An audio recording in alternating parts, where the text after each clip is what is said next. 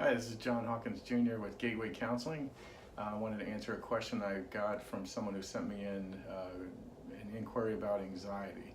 Anxiety for me is an issue that drives me a little bit nuts.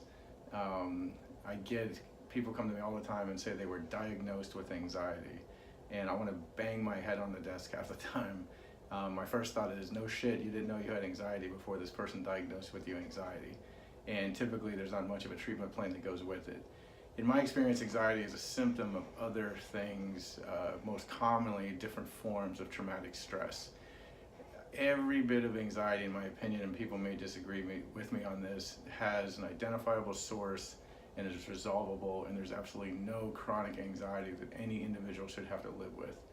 The solution is to really find out what particular thing is causing me anxiety. Anxiety often comes from a difficult emotion that we can't deal with. Could be grief, it could be shame, could be fear.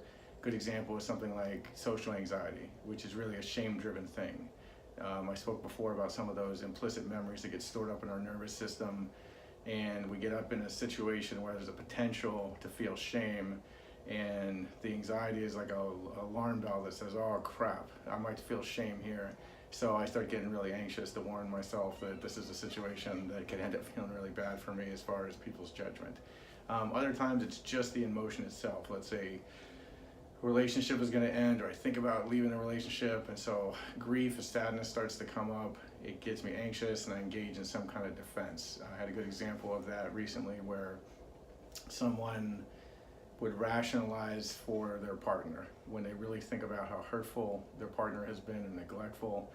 They get very sad, very angry, but then the thought of leaving them and the other emotions that might come up bring up different anxiety as well. So then they start to rationalize for that person to take away or block the feeling of grief or sadness related to that. That's probably the dominant things I see would be either an emotional defense triggered by anxiety. So in that case, I have to have each person see what's the emotion that they're really getting stuck on, how they defend against it, help them lower the anxiety so they can process that emotion fully towards a resolution. The other ones are, like I said, different forms of traumatic stress where trauma gets frozen in the nervous system, and then it intrudes in a way where what we call hyperarousal, which is more of kind of the activating, flooding anxiety, or hypoarousal, where somebody starts to numb out and disassociate. So they might be in my office talking to me about something that's a bit emotional, and they start to feel activated, and then the next thing you know, they say they feel numb. So the anxiety kind of flipped and came down the other way, and the nervous system started getting flooded with internal opioids and disconnecting. But for me, I see time and time again, somebody just go to a physician and get diagnosed with anxiety, and then put on things like Klonopin, Xanax, whatever, benzo or Valium, and I think I've yet to hear anyone have a long-term treatment plan when they get put on these medications.